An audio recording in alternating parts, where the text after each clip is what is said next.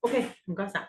好，歡迎大家參加今晚嘅講座。今晚咧就係助展會，係關於點樣裝備小朋友去迎接我哋好火熱嘅啦嘅題目咧，就係點樣迎接裝備小朋友迎接呢個 AI 嘅年代嘅。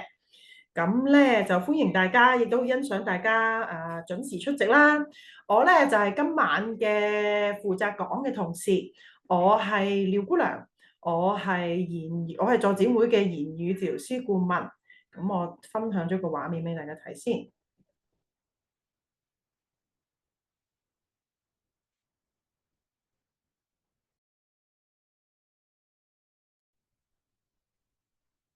先啊，呢一條巴阻咗我去撳播放喎，係啦，OK 得，好，咁咧今晚係嘅主辦機構係助展會啦，咁咧所以咧我諗線上咧可能係有一啲我哋嘅家長啦，係啦，咁都會認得我咧，有啲就唔認得啦，係咪？咁我就係助展會嘅語言治療師顧問，我係廖姑娘，咁我亦都係同步咧係一個教育碩士，係兒童發展方面嘅。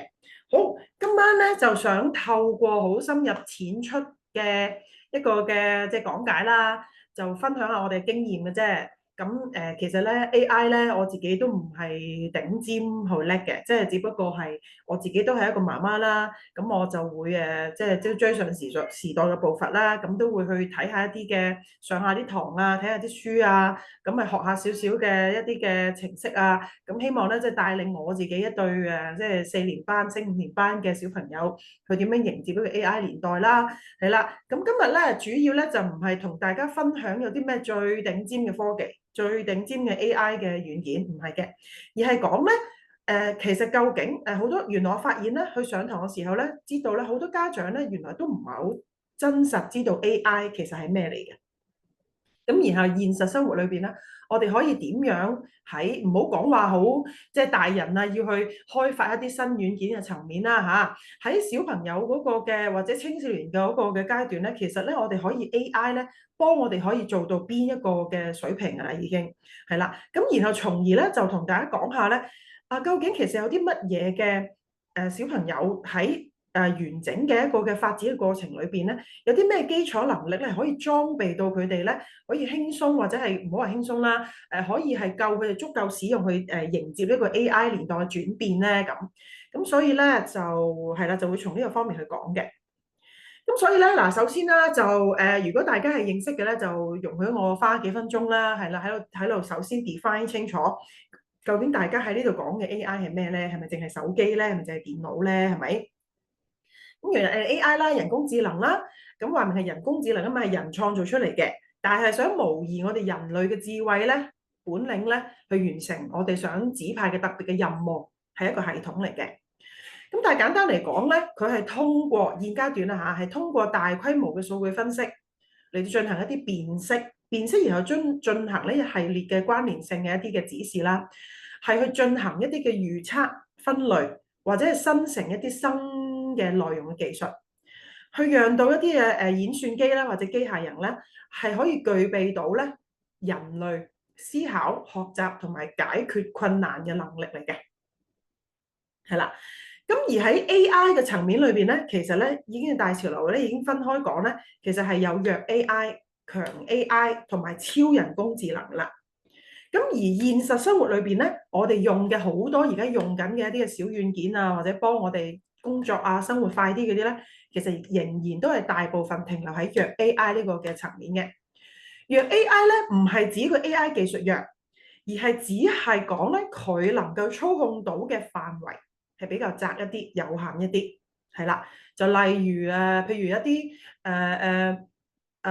無人駕駛嘅列車啊，佢只不過就係辨識一啲嘅路面啊，然後進行判斷咧，係行得啊、唔行得啊、應該停啊，定係點樣啦？係啦，咁等唔等於佢係好弱咧？唔等於嘅喎，佢可以取代到司機啊，可以好準成咁樣將人客咧帶到去指定嘅地點嘅。係啦，呢啲係一啲嘅例子啦。又例如咧，AI 可以幫我哋處理一啲嘅大量嘅文書，從而咧直唔直接咧，我哋可能俾個錄音佢嘅啫，佢已經幫我哋轉轉為一個文字檔，甚至乎咧快過叫同事做嘅，要進行一啲分析，變成一啲嘅腦圖或者心字圖，快同埋咧準確度都好高嘅。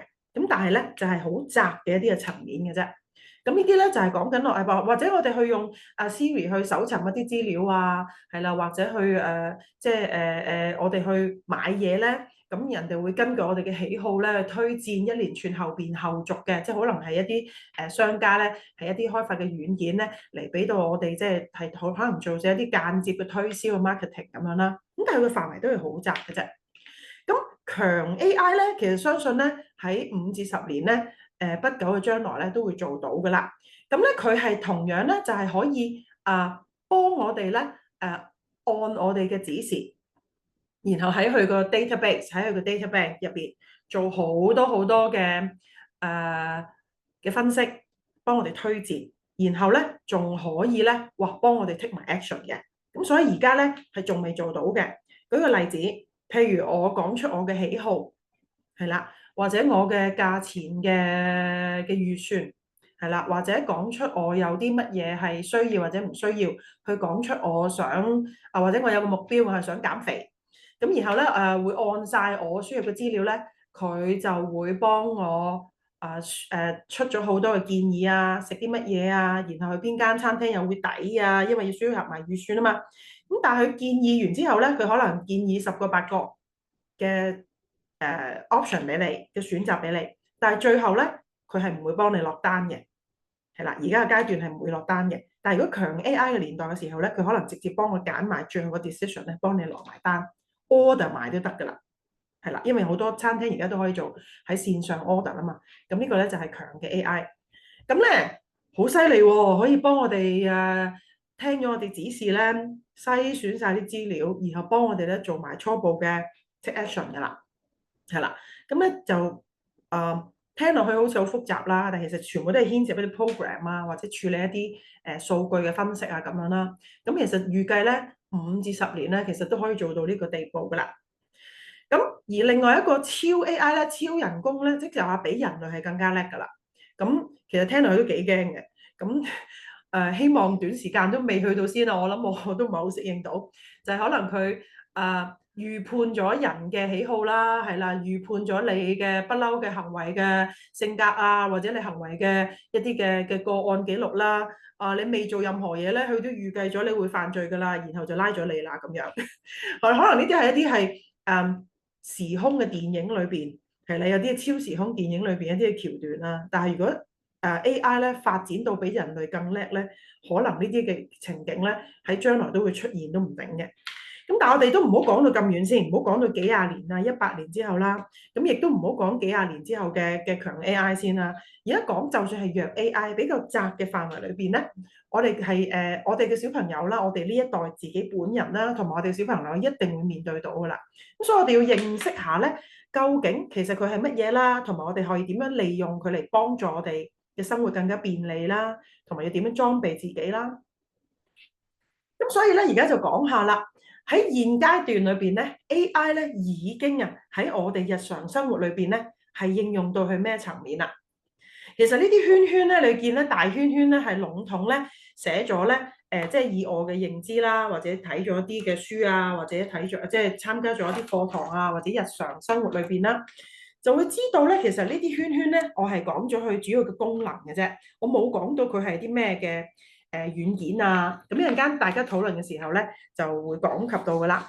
嗱，例如啦，我哋常見嘅啦，咁咧就係成日就話啊嘛，哎呀，好驚 AI 咧取代咗我哋將來好多工作咧冇得做喎。點解？因為其實而家好多 AI 咧設計出嚟咧係要嚟減省人手嘅，又或者去精進人手嘅。咁頭先講啦，係啦，無人駕駛嘅列車啦，可以取代的士司機係咪啊？咁已經喺歐洲啊，或者中國有啲嘅城市咧，已經做緊嘅啦，已經係啦。咁咪減省咗人手啦，係啦。咁甚至乎咧喺中國內地啊，係啦。咁而無人駕駛嘅一啲嘅直升機啊，係啦，可以取代船運，透過空運無人駕駛嘅嚇送貨咧，佢嘅上限咧已經可以去到500kg 噶啦。咁所以咧，其實咧呢啲係慳好多慳人手啊、慳燃料啊、慳資源啊，咁咧已經係喺我哋日常生活裏邊發生緊㗎啦。只不過香港可能細咧，或者個路窄啊，咁未必去到話呢啲咁精細嘅，做唔到咁精細啦。不過不久嘅將來都會做到㗎啦。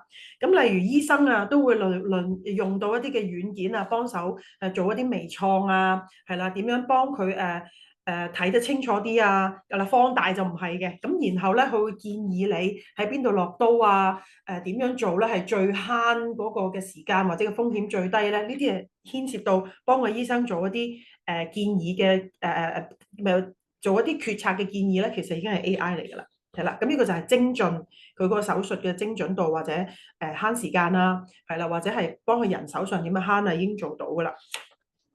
咁其次咧就係處理一啲文檔啦，係啦，咁將好多嘅資料啦，係啦，點樣入晒落去之後啦，甚至乎都唔使手輸入啊，你可能影張相啦，係啦，已經可以幫一啲高中生啊，或者小學生啊，或者幫老師啊，好快出到 PowerPoint 啊，好快可以出到一啲溫書嘅雞精嗰啲嘅重點圖啊，分析有埋分析嘅喎，有歸納嘅喎。係啦，咁然後咧就甚至乎如果你嘅輸入咧係比較清晰嘅話咧，佢甚至乎可以去到呢個圈啊，深度學習啊，建議你咧邊方面咧唔足夠咧，係會建議你咧係再要揾多啲咩資料，然後你進一步嘅發問去進行深度學習嘅。咁所以容易嘅版本就係處理文檔、歸納文檔，係啦，分析文檔，或者咧去優化你嘅文檔，係啦。都唔一定文檔添啊，視訊啊、音訊啊嗰啲都可以去做到呢個嘅地步嘅。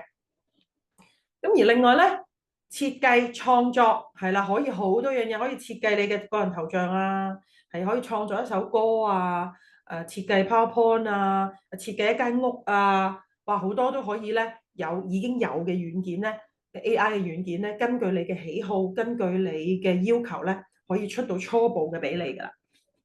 咁啊頭先講啦，將啲文檔進行整理分析啦，咁已經係我見到好多中學生啊，今年嘅暑假咧已經喺度學緊點樣去使用噶啦，係啦。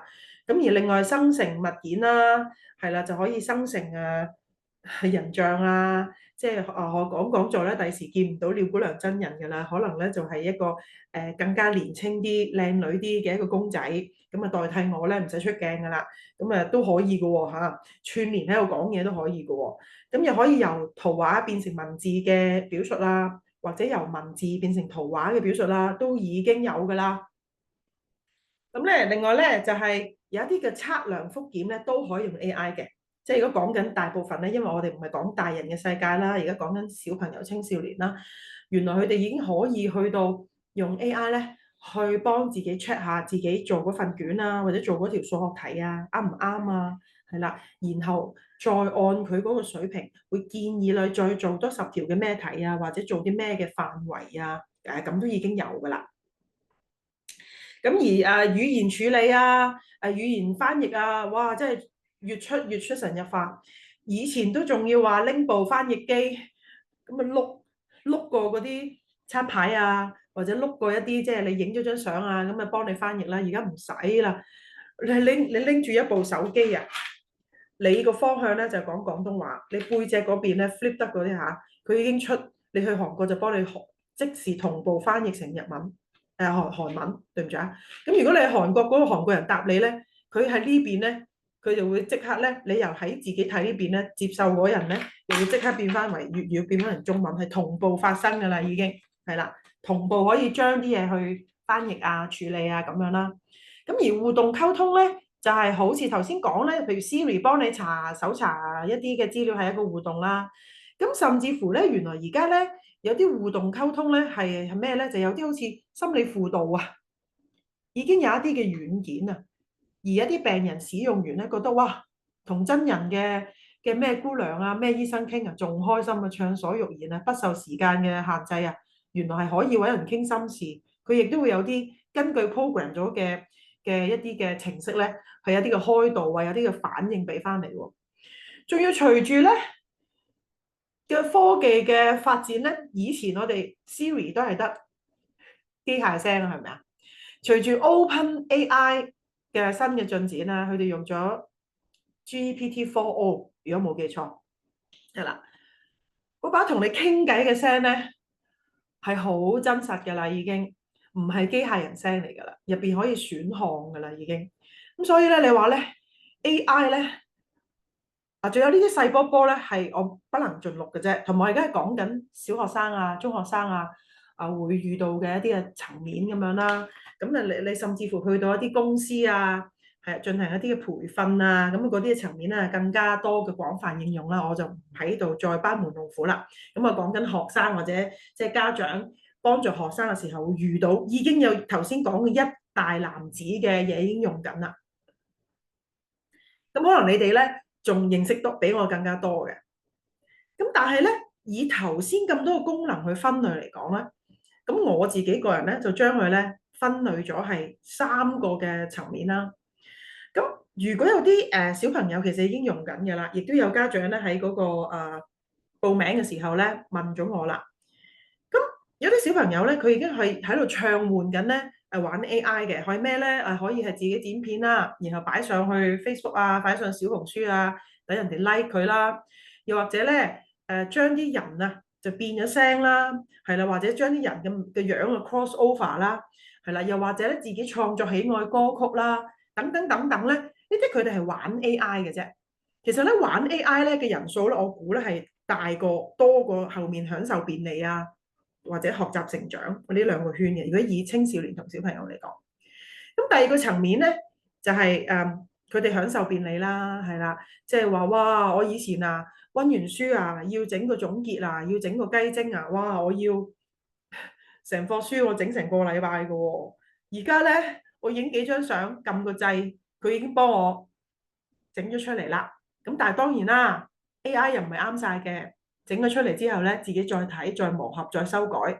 但係點樣咧，都比起你自己整咧係快千倍萬倍嘅。呢啲係享受便利嘅層面啦。咁即係真正係使用佢係幫助你學習工具嘅。咁而第三種咧就係好啦，淨係幫我哋學習同成長嘅。有一啲青少年啦，我見到啦，佢哋係好識得用呢個 AI 啦，去幫自己咧，去set 一啲 program 咧，或者個温書計劃咧，佢只需要好詳細講咗自己而家係咩水平嘅大約嘅歲數，然後想學啲乜，去到咩階段咧，AI 已經可以幫佢咧。畫咗啲時間表啊，建議去揾一啲咩嘅網站啊，揾一啲咩資料咧，去學邊一類型。譬如你想學英文嘅，咁學grammar 啊，定係學即係 oral conversation 啦，佢已經係可以好多個 program 咧幫你學習成長噶啦。咁但係咧，即係講到咁樣啦，如果用到咁樣咧，當然好啦。更加多一陣，我俾啲事例大家睇咧，有更加出神入化嘅，一陣間俾個小海馬俾大家睇。咁但係嗱，我哋作為老師或者家長咧，梗係想最大嘅圓圈係藍色啦，學習成長啦。其次享受便利，慳咗啲時間。你唔好理我慳咗啲時間嚟去玩、去休息，定係慳咗啲時間去學習其他嘢都好啊。如果你用到 AI 做到粉紅色呢個圈都唔錯喎，係咪啊？咁我哋梗係想佢哋玩嘅部分比較少啦。但係事實上咧，我觀察咧，小朋友佢哋利用 AI 咧嗰個比例咧係呢三個圓圈倒翻轉嘅。呢個都係值得我哋深思點樣去，或者討論一下點樣去，即係鼓勵佢哋、引導佢哋啦。好啦，嗱去到呢度咧，大家都見到啦，我唔係好熟 AI 嘅咋，其實咧，只不過就係比較即係多啲去研究咗點樣幫助自己小朋友學習啦。咁究竟 AI 咧幫我哋帶嚟咗啲咩嘅後果咧？咁我咁樣講啦，咁 AI 咧，梗係會帶嚟好嘅後果，亦都會帶嚟唔好嘅後果啦。視乎你點樣去用佢嘅啫，係咪？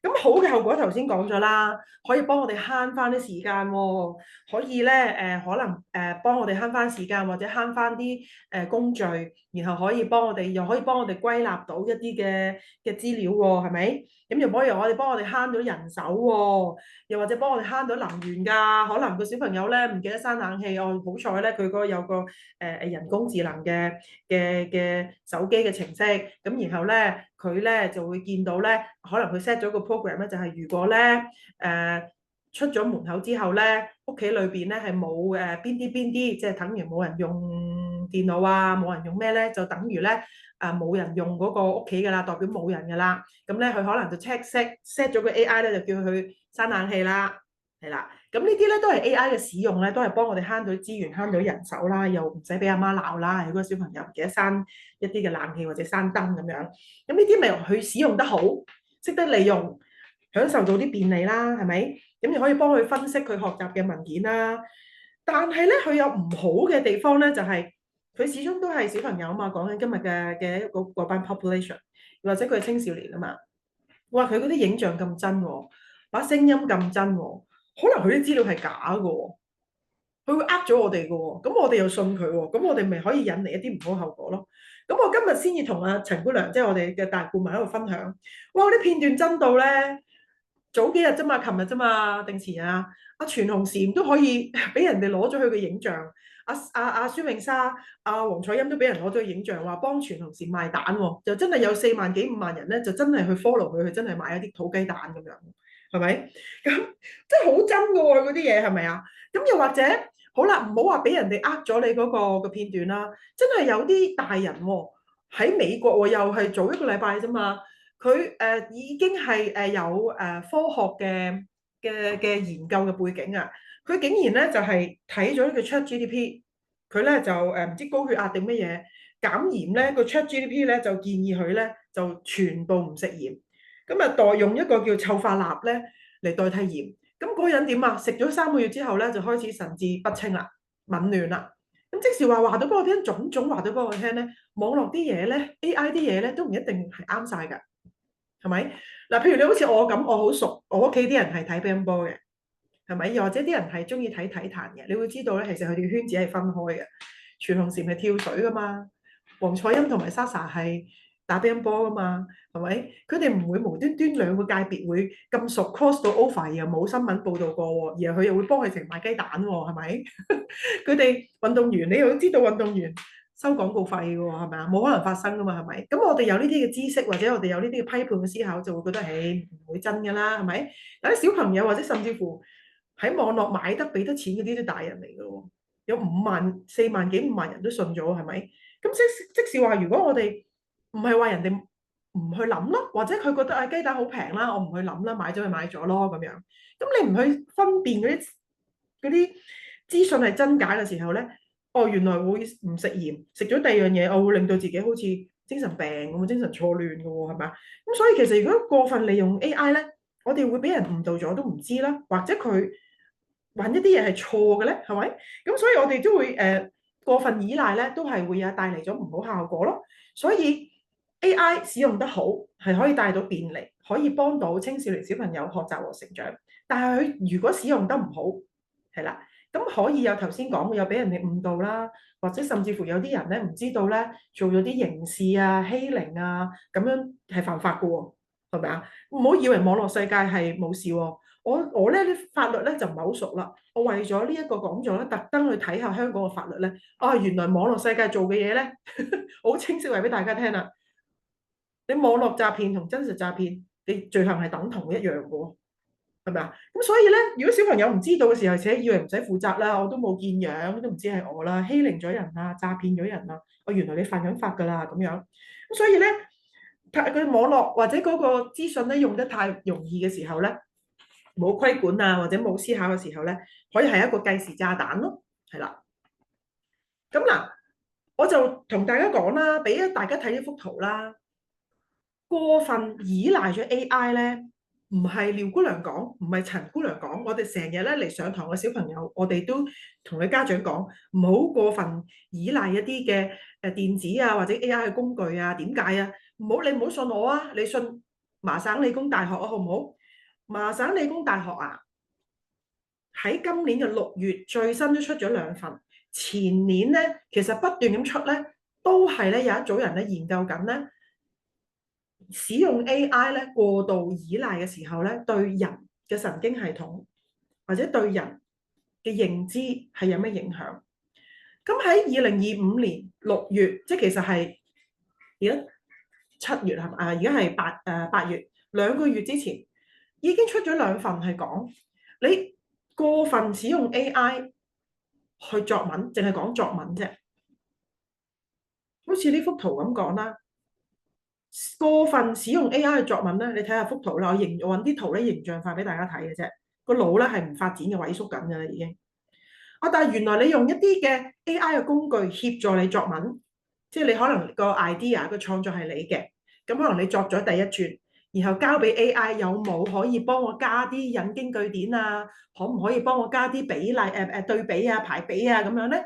佢幫你修繕咗咧，幾好，你個腦咧都着燈啦，你有所裨益嘅，係啦。原來咧用全腦作文啊，即係其實都唔 surprise 啦。嗰個維度啊，同埋嗰個嘅深度咧，個神經線嘅接通咧，係最着燈嘅，係啦。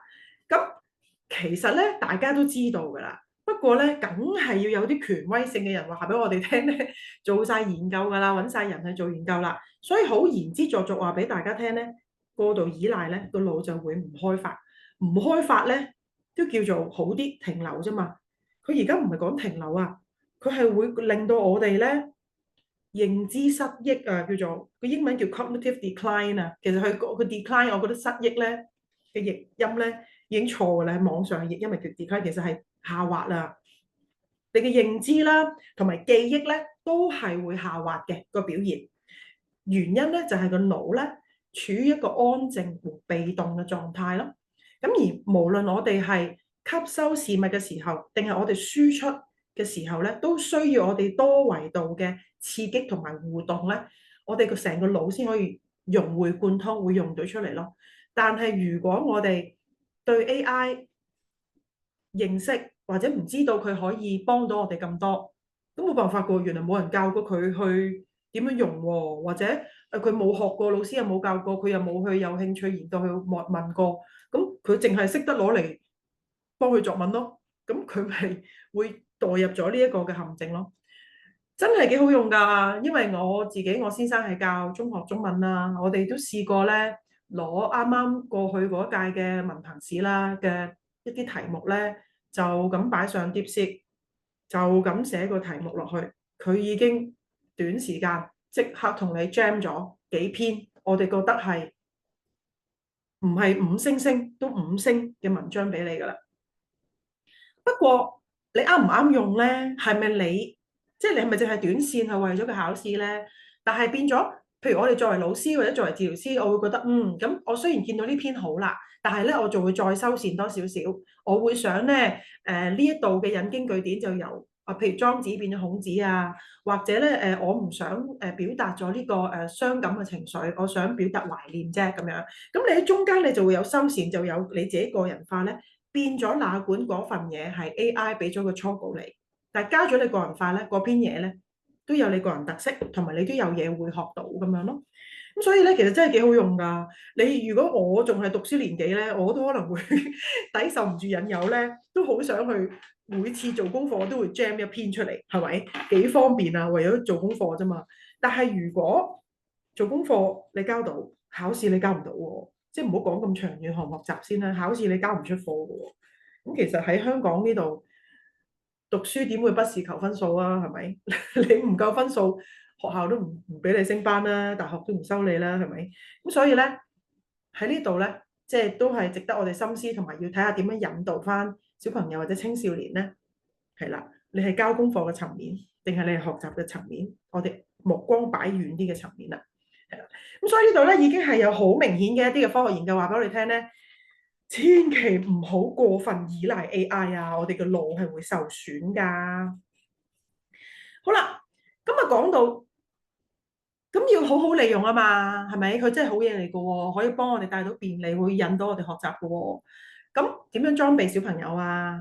咁咧淨係得我講咧。我個仔、我個女仲係好細啦，又未開展到好多嘅成就俾大家睇啦。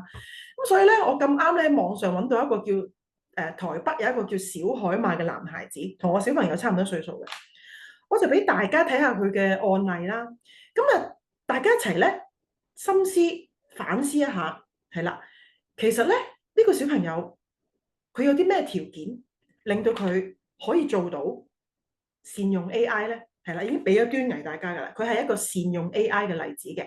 好嗱，其實咧佢個故事咧可以好長嘅，咁但係咧我俾大家睇一睇佢個人嘅一個片段啦，同埋我中間cut it short 就講佢嘅即係好簡短講佢嗰個嘅使用 AI 嘅片段啦嚇。我得唔到以為萬一好彩有病，去公立醫院醫咪得咯，唔使自己俾一啖。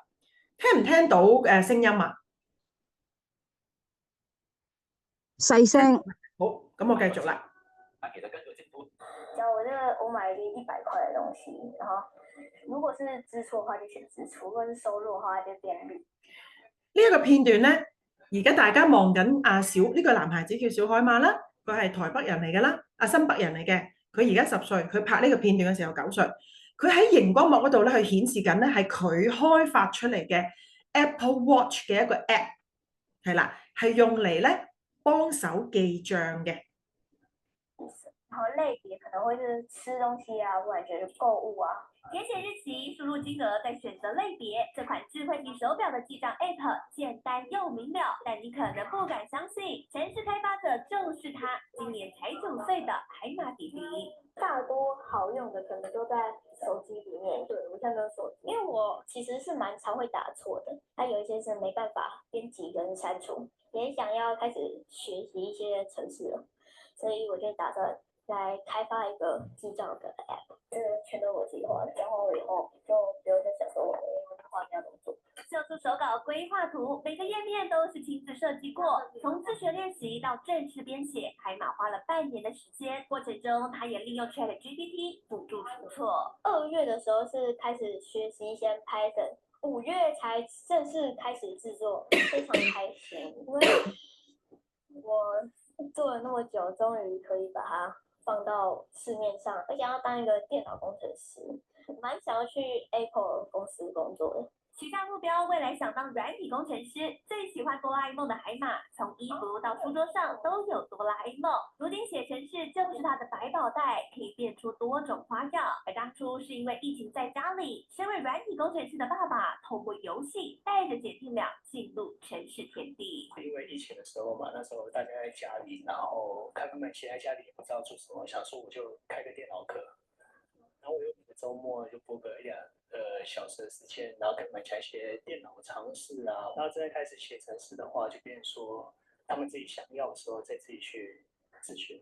對啊，那時候就說看一個章節會買一本漫畫。好啦，咁咧，然後我那時候就要很認真地看。係啦，個片段咧我唔播太長啦。其實咧，大家睇到好犀利喎，嗰個小朋友咧，佢係得9歲，佢咧其實全程嘅時間用咗半年啦。由咧佢係完全唔識 AI， 係啦，到咧佢係開發咗一個 AI 嘅 Apple Watch 嘅程式，一個 app 擺喺公開嘅市場俾人哋去使用嘅，係啦。咁其實佢嘅過程咧，咁我係需要講少少嘅。如果唔係大家分析唔到咧，佢係有啲咩嘅先備嘅條件可以做到啦。其實事緣咧就係喺疫情嘅時候啦，佢哋周圍去玩，喺台灣去玩嘅時候啦，佢見到佢姐姐用手機去記帳，係啦。咁但係咧，因為佢當時咧比較細啦，佢未係可以攞到一個手機啦，佢係得 Apple Watch 去定位啊，即係放安全理由咁樣啦。佢就引申咗個動機咧，就係覺得，咦，其實記帳幾好喎，但係我冇手機喎，我亦都唔知幾時先有喎。咁如果 Apple Watch 有就好啦。咁然後佢再研究咧，佢再好奇喎，睇下阿家姐去記帳嗰度咧，原來咧有 limitation 㗎。原來佢用手機記帳咧，佢用開個程式咧，寫錯咗咧係唔可以修改，唔可以刪除嘅。佢就係基於佢嗰個好奇心啦，佢有一個想研發嘅動機啦，仲睇埋現有嘅 Apps 佢嘅限制，於是乎咧就誘發咗佢個動機咧，佢就想去編一個係 Apple Watch，即係冇手機都可以用到嘅程式，從而咧佢用咗大約3至4個月嘅時間，係啦，去睇書籍或者網上嘅資料，係啦。咁去睇下咧，究竟呢一步接一步咧，佢好知道自己需要啲乜嘢啦。然後咧呢個階段我唔識啲乜嘢，我就下一個階段咧就會可能佢好少時候揾爸爸，但係佢其實從網上或者佢係 ChatGPT 咧已經一步一步咧識得發問咧，知道自己係要繼續要啲咩資料，係啦。咁同埋咧，我好欣賞佢嘅地方咧，就係其實佢台灣人啦，可能佢本身佢英文都唔係咁好啦。其實你好多 ChatGPT 或者好多軟件咧，其實係英文嘅説明嚟嘅。佢咧要用 Google Translate 去將佢睇嘅資料咧變成繁體中文。我諗好多香港嘅大人或者小朋友咧，成篇嘢咧 translate 咗㗎啦。但係佢咧，佢好犀利啊！佢知道咧，佢試過啊。可能唔係喺呢個程式咧，或者第二啲嘅情況咧，佢試過咧，成篇翻譯咧係好多錯漏啊。於是乎咧，冇人教佢嘅，佢自己咧決定咧喺睇個翻譯嘅時候咧，佢係唔識嗰啲單字，佢先至揾 translator。咁如是者咧，人哋咧嗰個 Apple Watch 咧話咧編程嘅教學咧係35定唔知25分鐘嘅啫，佢咧就係咁樣龜速咁樣逐啲逐啲去消化咧。佢係睇咗超過2個星期嘅，好似你佩唔佩服佢啊？佢好知道自己需要啲乜嘢，辛苦噶啦，睇好耐噶啦，係咪？好似外星文咁樣噶啦，佢全部佢都捱過晒佢，係啦。如是者咧，一步一步咁樣接駁咧，我諗佢做咗大約，如果我冇記錯，睇網上資料咧，佢大約3個月至4個月咧，先至做到佢呢個 app 嘅整體嘅部分咧，大約3成半嘅啫。咁又轉捩點咧？點解餘下之後嗰個零月咧，佢突然間撲咗個 app 出嚟咧，就顯示到 AI 嘅威力啦。當時咧有一個新嘅軟件出咗嚟，我都唔係好熟悉啊，係佢因為爸爸係工程師嚟嘅，佢知道佢卡咗邊個位，咁佢又唔出手幫佢。咁但係咧見到佢卡住個位咧，就於是乎推薦咗呢個軟件新出嘅軟件俾阿小海馬咧。咁小海馬咧，哇見到不得了，佢哇咁好啊！你咪見到頭先嗰個片段咧，佢會畫啲圖表嘅圖表咧，佢幾叻啊！我都唔識嘅，原來記帳咧要用啲咩圖表咧？佢係喺網上咧揾資料咧，揾到要點樣畫個圖表出嚟嘅，點樣演算嗰個記帳出嚟嘅。佢就喺度卡咗喺度啦，畫咗好多幅圖噶啦。但係點樣去演算啊？點樣去分析啊？點樣去歸納咧？阿爸爸咧喺嗰個位咧，好似明燈咁一點佢咧，睇咗個新嘅軟件之後咧，佢咧個幾月咧就埋餘下嗰6成半啦，係啦。咁所以佢阿小海馬自己都好讚歎咧 ，AI 嘅速度真係好快，處理資料嗰個準確性亦都好高，係啦。咁喺呢一個嘅案例裏邊咧，我哋就會睇到咧，咁其實小海馬佢有啲咩嘅基本條件，以至於佢可以做到咁叻啊？大家可以一齊討論下喎，直接開咪講都得㗎啦。佢有啲咩嘅條件，哇！以至於佢可以咁犀利嘅咧？小海馬小朋友，嗱我自己咧就歸納咗咧，從佢嘅行為咧，先講咗表面嗰陣啦。我睇到佢啲咩啦？我睇到佢咧好有好奇心咯，好有動機去做呢件事啦，係啦。咁你諗下，其實有好多小朋友望到呢啲叫做生活嘅程式咧，我相信佢唔會有咁多好奇心。阿家姐記帳咪記帳咯，關我咩事咧？係咪？係嘛？有啲人甚至乎去旅行全程掛住打機嘅添，仲望下人哋記唔記帳係咪？佢對呢個世界咧，對屋企人咧充滿好奇，以至於佢產生咗個動機咯。同埋咧，喺佢全程咧去研發呢一個嘅小工具嘅時候咧，我好佩服佢咯。佢9歲幾當時，佢好知道自己想要做乜嘢，係啦。你唔好計佢大目標先，大目標好清晰啦。但係中間每一個小目標接駁住揾一個咩小目標，我再要揾啲咩資料，我再要揾啲咩嘅軟件或者要啲咩 backup，佢好清晰，係啦。咁佢好主動啦，同埋好識得揾一啲嘅資源啦，同埋佢係個毅力咧，真係唔可以睇小。我諗你俾我咧研發半年啊，真係當我唔使翻工咧，我諗我冇呢個毅力可以做到啦嚇。咁同埋佢就對呢個都係佢屋企嘅背景嚟嘅，佢對唔同程式嘅認識啦，係啦。咁同埋咧，佢嗰個批判能力咧好緊要咯，即係批判啲咩咧？我哋而家梗係見到佢嘅成品，就話佢梗係批判到啦，係嘛？但係原來咧，我喺網上咧睇好多咧，我研究佢呢個個案啦。你哋大家都可以上網睇下上網睇小海馬9歲記帳呢啲 keyword 啦。佢中間有好多批判咧，同埋有啲權衡咧做咗咧。我冇諗過佢咁 all round 嘅。佢唔單止係去決定即係頭先講啦，用啲咩軟件啦，而係佢不斷喺度咧參詳緊咧，我用人手做定係用 AI 做有咩唔同？又不斷咁咧，佢好貼地嘅。佢小朋友連手機都冇啊嘛，佢冇錢噶嘛，咁你用嘅 AI 軟件全部係免費嘅喎。佢不斷咁衡量要錢唔要錢，不斷咁衡量用人手去操作定係用 AI 點樣去減省，然後咧好犀利啦。咁啊佢咧其實係成個軟件咧，如果我冇記錯嘅話，佢係冇用過付費嘅軟件嘅，係啦，佢係可以咁樣整出嚟嘅，係啦。同埋咧，佢分享過咧，佢喺個研發中間咧遇到個困難咧，佢點樣解決咧？就係佢好多次，我諗我哋都係㗎啦，或者我哋嘅學生咧喺學習使用 AI 或者編程嘅時候咧，成日咧表達得唔夠精準啦，或者自己未諗清楚啦，個電腦出嚟嘅效果唔係我哋想要嘅咯。咁如果你對嗰樣嘢嘅認知唔深啦，或者你表達唔清楚咧，咁你冇辦法可以做到不斷咁修繕、不斷咁優化呢個 program。咁再睇埋咧，佢喺佢其中一個軟件咧，佢係用 Payton 啦。佢喺 Payton 咧邀請咗佢咧，去講咗成半個鐘頭，分享佢嘅創作過程啦。係啦，哇！你見到一個9歲嘅小朋友啊，好勁啊！佢好似我哋大人咧講嘢咁有信心啊，咁有颱風啊，將自己嗰個學習嘅歷程咧好流暢同埋好清晰咁樣，可以話到俾現場嘅教授啊、老師啊、家長聽咯。咁所以呢個小朋友咧，佢表達能力咧不得之了，唔知佢點樣屋企係點樣培訓佢出嚟嘅。好，咁呢啲係我表面上睇到啦。咁好啦。咁我哋嗱助展會咧，我哋就係睇學生嘅成長噶嘛，係咪？咁我哋睇到人哋嘅果喎，咁我哋都要知道其實究竟佢背後佢發展嘅歷程裏邊，佢有啲咩能力？咁見到人哋梗係好啦，我都想我個仔係咁啦，我都想我個女，甚至乎我係咁樣啦，係咪啊？佢有啲乜嘢嘅能力咧？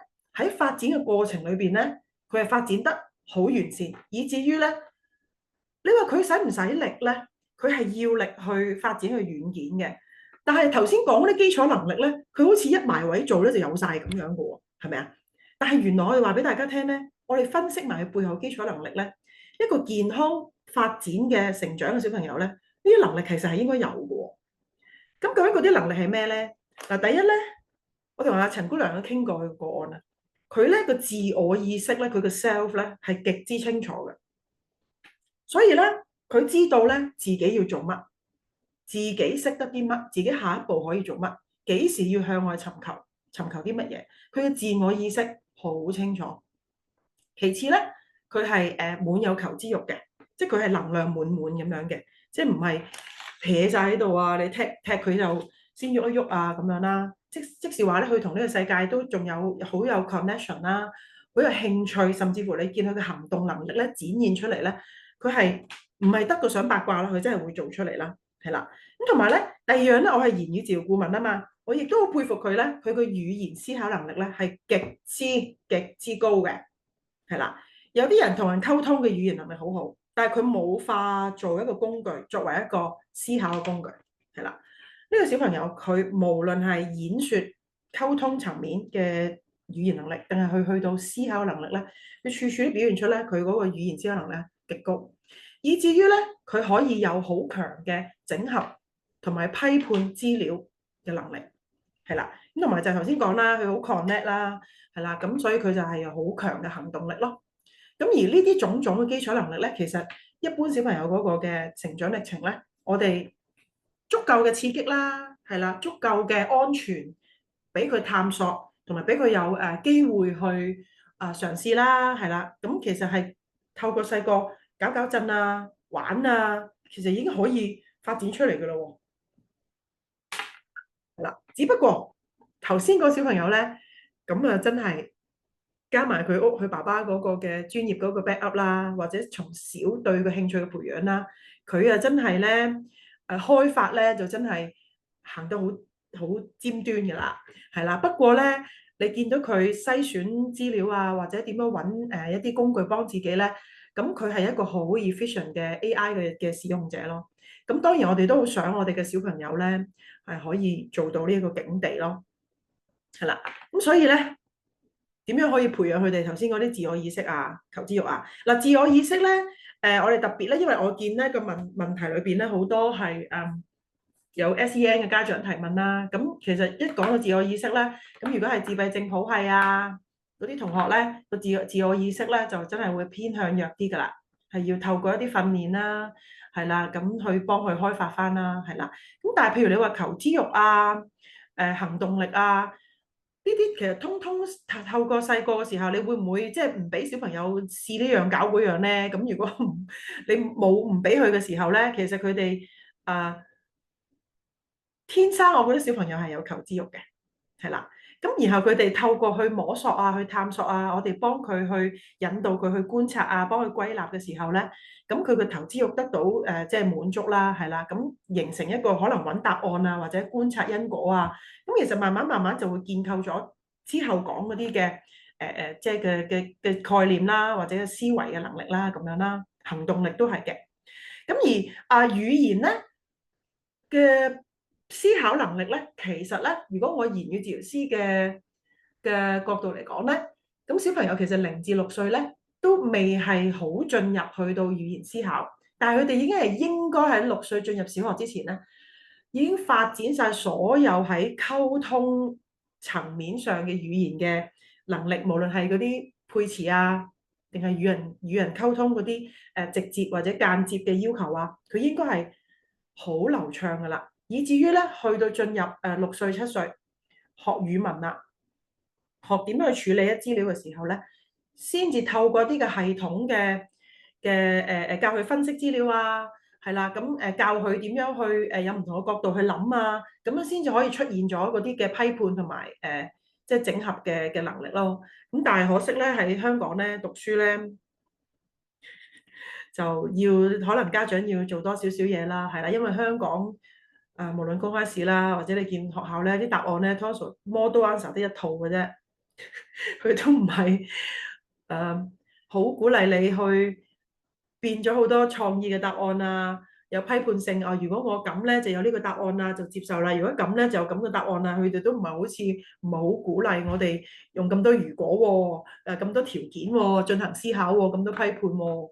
咁所以應付考試還應付考試啦，但係喺日常嘅對小朋友嘅栽培啊，即係喺日常嘅，譬如同佢做家務啊，同佢揀行邊條路啊，同佢揀咧如果我受咗傷，我究竟揀繼續參加比賽捱過去，定係保住隻腳，以後可以繼續玩耐啲啊？咁喺嗰個批判裏邊咧，有條件 A，結果 A，條件 B，結果 B，不斷要同小朋友咧進行一啲嘅示範或者演練，佢慢慢先可以學咗我哋呢啲整合或者批判或者組織思維嘅模式咯。咁呢啲真係要係堆砌出嚟嘅，係啦，咁樣啦。咁好啦，咁另外一個咧就係值得我哋深思嘅咧，就係咧，如果我哋頭先講噶嘛，咁 AI 係輔助我哋嘅生活噶嘛，咁但係咧我就話啦，頭先嗰3個圈圈咧，我見好多青少年咧而家係玩嘅多，利用 AI 真係善用嘅係比較少。咁如果長此落去咧，就唔係人去駕馭嘅 AI，就係 AI 咧駕馭咗我哋噶啦。即係好似有啲人咁樣，未必係100% 貼切啦。有啲人慣咗使用 GPS 定位咧，就會變咗路盲噶啦，唔識得認路噶啦。本來人應該有嘅能力都冇咗噶啦。咁所以咧，我哋避免小朋友過分依賴咧，嗰樣嘢唔係自然而嚟嘅咯。我哋係要建立佢嗰個習慣，同埋要去規管佢，去引導佢嘅咯。咁以小海馬個家庭為例啦，佢哋屋企都有家規㗎。佢爸爸係工程師，係咪？咁佢亦都鼓勵或者引導小朋友去用 AI，用好多嘅網上嘅資料。佢哋咧個家規咧都係每25分鐘、每30分鐘隻眼咧都要休息翻10分鐘，望翻啲遠嘅嘢嘅，係咪？咁而好啦，咁點樣引導佢哋咧？咁譬如頭先小海馬爸爸咧，咁呢個片段有冇特別影啦？咁我就睇翻好多研究咧，佢其實都好適時咁樣引導或者係教一啲新嘅知識俾佢哋，咁然後引導佢哋點樣去揾一啲資料啊，或者點樣分配時間，係啦，咁或者引導佢啊，你小海馬都曾經咧試過咧研究呢啲 AI 咧去到半夜嘅，佢爸爸唔知嘅，係啦，佢爸爸知道之後咧點樣訂立翻一啲家規啊，令到佢個作息時間要正常話，因為阿小海馬過程半年噶嘛，咁如果佢咁熱愛咁沉迷，你唔去規管佢，你唔去引導佢，佢話唔通半年唔瞓覺啊？咁個小朋友好嚴重喎，個後果係咪啊？咁所以其實真係要你未必係貼身去 mon 住佢嘅，但係要有效嘅規管啦，係啦，講清楚屋企用呢啲資源嘅時候，每次可以用幾耐啦，係啦，咁同埋用嘅時候喺間房匿埋，你規管唔到佢，監管唔到佢，定係喺客廳大家一齊睇到嘅地方咧？咁呢個規管咧都係需要嘅，係啦，咁同埋咧。我哋都要教小朋友咧，唔係時時都係要爸爸望住你，或者要嗰個 iPad 或者個電腦 time limit 彈出嚟，你冇得用啦，唔係咁樣咯。你要有自律、有責任感啦，同埋自我判斷嘅能力咯，係啦。咁所以咧，呢啲咧都唔係淨係 AI 嘅，其實使用手機啊嗰啲都係 apply 嘅。不過喺呢度咧，我哋今日就唔係講手機成癮啊、打機成癮啦。喺 AI 嘅時候咧，即係教佢哋點樣去揀選啲資料啊，係啦，判斷嘅能力啊，係啦，咁同埋你仲唔係判斷揀乜嘢喎？你判斷你嘅行為合唔合法啊？會唔會與人哋侵犯咗人哋版權啊？你會唔會係對人哋製造咗一種欺凌啊？咁呢啲嘅判斷能力咧都要有咯，都同埋有個責任感咯，係啦。咁所以咧，因為我見嘅時間都差唔多啦，咁所以呢度我就 cut 啲 short 啦。咁大致咧，我今日嘅分享咧就嚟到呢度啦。咁我知道咧，大家會有好多嘅提問，或者好多嘢想問。咁咧，我見咧喺嗰個報名表嗰度咧問咗好多問題咧，其實我喺個講座入邊咧都已經係答咗噶啦。不過咧有一個咧，我想特別喺度咧複述出嚟咧，再詳細講解一下啦。譬如咧，有個家長就問啦，個小朋友咧係6歲嚟嘅，佢 confirm 咗佢有 ASD，咁咧就好中意用 iPad 嘅操作啦，好中意拍攝啦，咁又唔中意睇書嘅。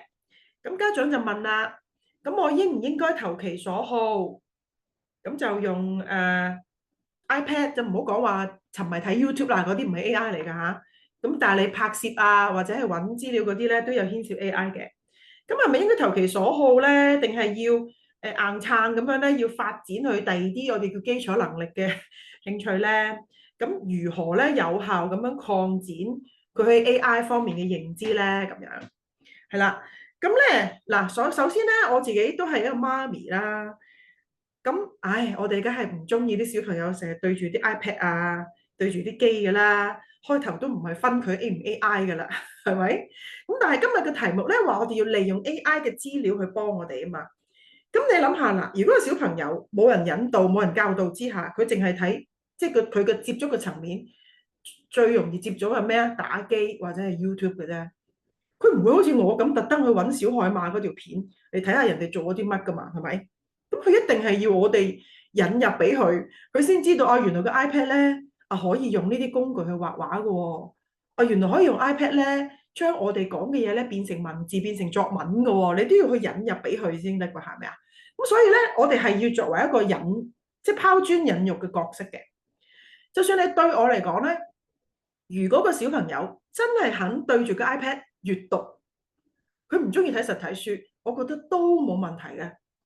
佢肯睇就得㗎啦，係咪？咁但係問題就係嚴守啦，佢會即係傷眼睛嘅用翻啲鐵膜啊，或者嗰個 reading time limit 啦，呢啲咧要 set 翻啦。但係諗下，如果你真係硬生，佢唔肯拎住本書嚟睇，咁喺網上有啲嘅資料，或者你可以用 AI 嘅技術將你睇嘅書變成一個文章，佢喺 iPad 睇，咁我覺得又如何咧？係咪？但係個重點就係睇完之後，呢啲牽涉另外一個課程啦。睇完之後，佢理解咗幾多咧？佢係咪理解得晒咧？佢睇完之後，佢穿透咗幾多咧？咁就唔關個 iPad 事，唔關 AI 事，唔關係咪睇實體書事啦。咁你作為一個家長，作為一個老師咧，咁你就要顯出你嘅功架咧，去復檢又好，去觀察又好。你個小朋友睇完之後，佢純粹係中意黐住部機睇嘅啫，定係佢係咪有理解有消化嘅咧？咁呢個先係個重點咯。所以其實 AI 咧可以，我覺得唔需要避免 AI 嘅。AI 如果用得好咧，同埋你諗下我哋嘅世代咧，我哋嘅小朋友咧冇得避免㗎啦，一定會用到 AI 㗎啦。但係喺我哋嘅認知裏邊，點樣引導佢？譬如我哋頭先講啦，就算你小朋友有冇 ASD 都好啦，原來學校嘅一啲嘅 textbook 嘅文章，因為 ASD 嘅小朋友咧，除咗頭先講咧佢自我意識弱咧，佢哋歸納總結咧嗰啲能力咧都比較弱嘅，係啦。咁但係 AI 咧可以幫佢哋咧歸納咗嗰啲文章咧，作為一啲簡單嘅初步嘅分析，係啦。咁我哋講緊咧。譬如個小朋友佢睇完篇文章，人哋講晒個作者有呢個行為、呢個行為、呢個行為，哇！咁咪代表佢掛住佢嘅母親咯。但係可能 ASD 嘅小朋友咧，佢哋係感受唔到嘅。咁咪將個文章輸入落去，咁然後就教佢點樣。原來人哋咧係從呢啲咁嘅表現，到 AI 幫你分析完之後咧，勾咗出嚟啦。呢3個表現，原來等於咧顯示咧佢係懷念嘅感情嘅。咁呢個咧，當然底層佢唔係真係感受到啦。但係我哋講急救啊，要教小朋友去 observe 文章，邊啲行為表現係等於邊種感情咧？可能 AI 都係一個出路嚟嘅。甚至乎如果為咗應付考試咧嚇，我都見過一啲或者教過啲中學生咧，冇辦法，佢太大個先嚟揾我哋咧，去處理嗰個自我嘅意識咧，佢真係對人冇 feel 嘅喎。係咪？嗰啲文章成日講表現尊敬之情啊、懷念之情啊、感激之情咧，佢哋完全 feel 唔到嘅。但係原來咧教佢睇行為咧，好似機械人咁樣咧，原來出現呢啲嘅行為或者字句咧，你就答懷念啦。咁佢又會合格嘅喎，佢可以捱過咗個文憑試。係啦，我好記得以前有一個同學，佢 IQ 139嘅，但係佢完全冇 feel 嘅。佢結果咧就係用呢啲招數咧。應付咗個文憑試，攞到最低門檻。佢結果咧係喺科技大學，而家應該唔知讀完博士未啦。佢入天文系嘅，係啦。咁呢啲情況 AI 對於 ASD 嘅同學咧可以咁樣用咯，係啦。我即刻即時諗到個掛鈎就係咁樣啦，係啦。咁所以我哋唔係要避開 iPad 嘅操作或者應用咯，而係話我哋點樣引導個小朋友，或者點樣去 introduce 一啲嘅啱佢用嘅工具，畫畫又好，進行一啲文件嘅分析又好，係啦。咁呢啲我覺得，咁但係變咗咧，家長咧就要努力啲去喺呢方面咧要鑽研一下咯，係啦。咁我唔知咁樣答咧，陳姑娘有冇補充啊？你開咪啊，陳姑娘。如果呢位家長我唔知道係咪現場啊，係啦，咁其實兩邊都要為意啦。一方面就佢中意 iPad 只係一個工具咯，咁樣投其所好好好咁引導佢利用佢，咁對佢係有幫助嘅。但係同時間我哋24小時正常，因為 ASD 嘅學生嘅特點就係佢中意嘅時候，即係佢好中意嘅，佢可以將佢嘅生命同呢個 iPad 可以連上嘅。咁我諗我哋需要一個少少嘅一定要有一個引導，就係要比較平衡咁發展啦。另外一方面嘅能力方面，包括咗同人嘅之間嘅互動嘅能力啦，做事嘅創造嘅能力啦，視野拉闊啦，歸納啦，總結啦，感受啦，呢系列或者係假想性啦，呢個我哋都需要喺個小朋友嗰個生命嘅時間裏邊咧，知道佢透過呢個 iPad。或者透過啲咧係做唔到嗰啲 foundation 嘅做人嘅 foundation 嘅能力嘅，所以我哋要抽時間係啦，去刻意再栽培嗰啲佢miss 個 point。咁呢個唔係淨係 ASD，我諗係所有嘅學生我哋都睇到就係話一啲基本嘅 foundation 嘅能力咧，似乎一代比一代咧係越嚟越弱，係啦，甚至去到一個位，就算你有一個好好嘅 AI 嘅 program 咁樣啦，咁 AI program 裏邊有一個位，可能大家都唔知道自己嘅小朋友係咪咁樣，即係我哋見得到香港嘅小朋友好多都係咁，就係因為 AI 咧其實係好需要你嘅語言嘅思維或者語言嘅表達能力。其實我哋同個 AI 喺度溝通緊嘅，係啦，我哋嘅指示、我哋用詞啦、指示啦、細緻度啦，其實係好決定我哋用 AI 嘅時候嗰個效率度嘅。而我哋發現我哋嘅小朋友咧係啦，可能我哋做好多 SEN 嘅小朋友啦，或者係啲隱性嘅 SEN 啦。或者我哋有陣時見到平時即係嘅小朋友咧，我哋發現大家喺嗰個用語裏邊係啦，或者個語文嗰個根底裏邊，尤其是係詞彙啦、細緻度啦、組織啦，係啦，點樣可以表達到自己嘅清楚自己嘅能力，話到俾 AI 聽，似乎呢個語言嘅表達能力咧，我哋需要加把勁咯，係啦，即係無論 SEN 定係唔係 SEN，唔知係咪我哋嘅環境裏邊係好多可能半中啊、半英啊，咁呢個我哋有一個要留意嘅嘢咯，係啦。第二就係，就算我哋用 AI 啦，佢好似好快咁樣，當你就話問講得好清楚，佢就俾一個答案你啊。但係我哋要去做一件事，透過任何工具做一件事咧，都好似可能小海馬咁樣，你會面對不斷嘅失望，或者不斷嘅困難，係啦。我揾完 A 揾 B 揾 C 揾 D 咁樣。咁其實都係需要嗰種堅毅嘅。我見 Esther 即係參加者 Esther 講係啦，即係堅毅啦，同埋主動解難啦。其實呢個喺一個心智意志力嘅態度裏邊咧，係需要栽培嘅，係啦。咁我覺得大家要即係要好留意下係啦。最基本嘅做家務開始就係做緊嗰個要完成一件事啦，唔好講堅毅啦，即係唔好講去到運動啦。最基礎嘅做完一件事喎，有目標為本嘅前腦執行功能喎，咁呢都係我哋值得我哋要記實我哋嘅小朋友係需要建立嘅。如果唔係有 AI 都冇用，因為你撳咗個掣攞咗個資料翻嚟又如何咧？咁樣係啦。咁呢啲都係我覺得我哋要留意嘅嘢咯，係啦。咁當然另外解難能力都係另外一個我覺得而家一個世代嘅細路仔要好值得去維持，俾一啲機會俾佢嘅。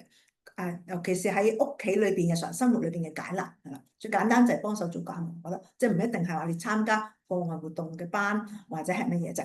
日常屋企嘅生活上都係有好多嘅難題，係咪我哋可以去有機會俾小朋友去感受到解決困難、幫手做家務得來嘅快樂與成功咧？咁樣咁呢啲都係會幫到小朋友建立嗰個嘅思維嘅能力係啦，同埋嗰個心智咁啊。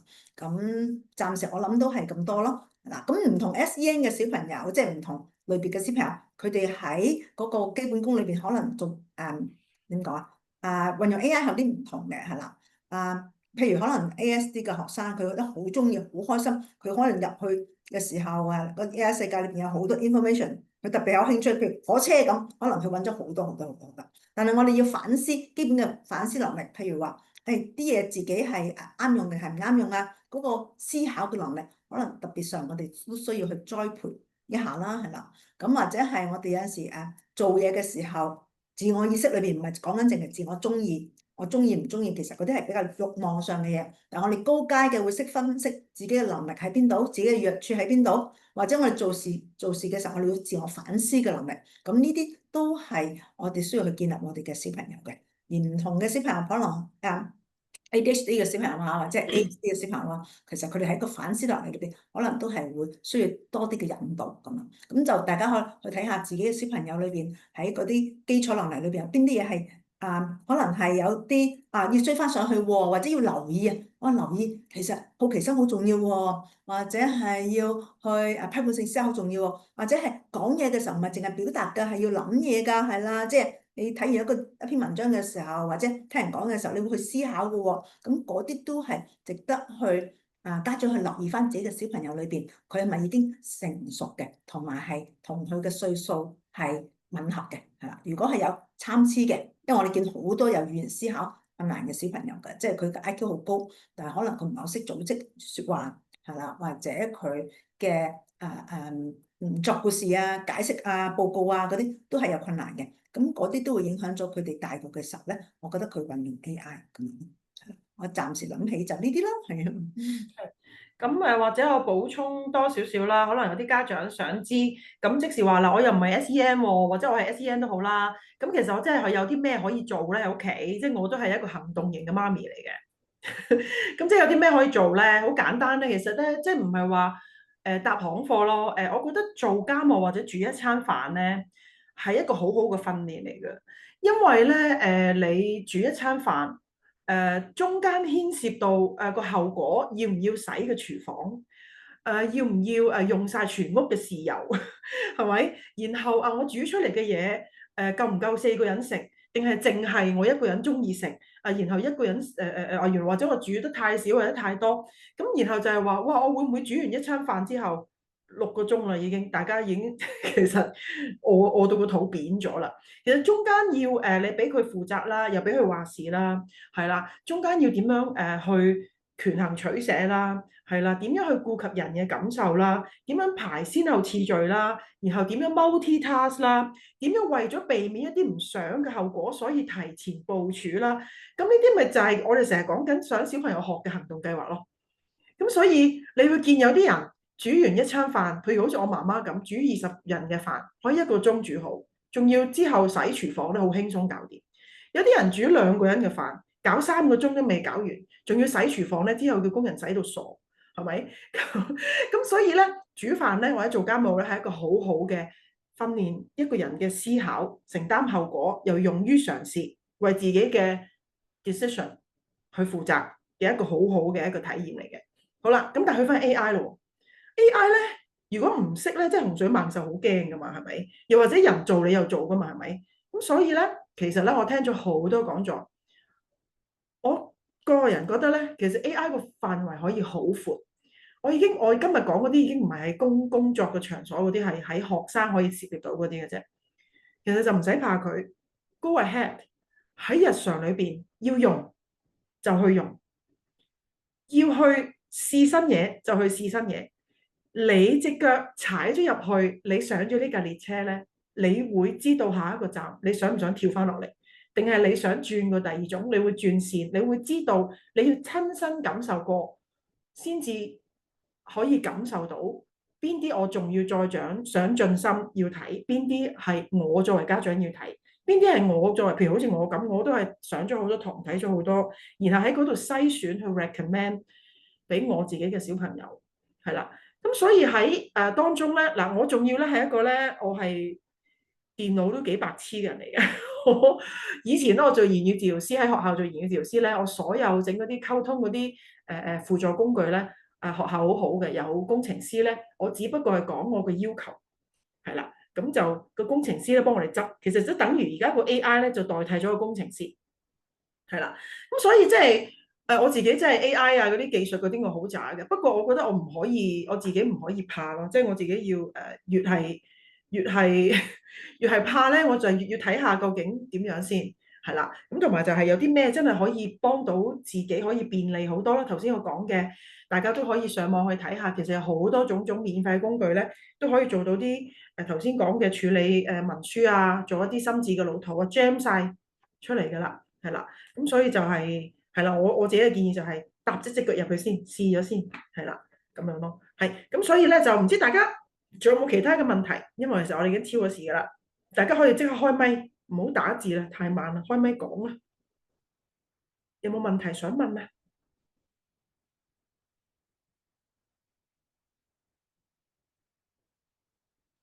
係咪冇啦？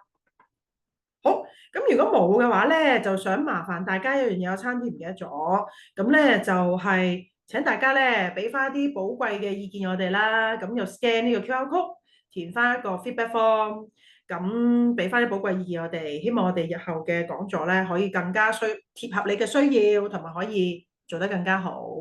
而家見到聊天室有嘢講喎，我睇下先。好。係啦，咁喺聊天室咧都 send 咗條 link 出嚟咧，係可以直接點入條 link 就俾我哋 feedback 噶啦。好，咁啊多謝大家，同埋唔好意思啦，我講書咧通常好少超時嘅，今日都超咗。好，多謝大家，唔該晒，拜拜啦。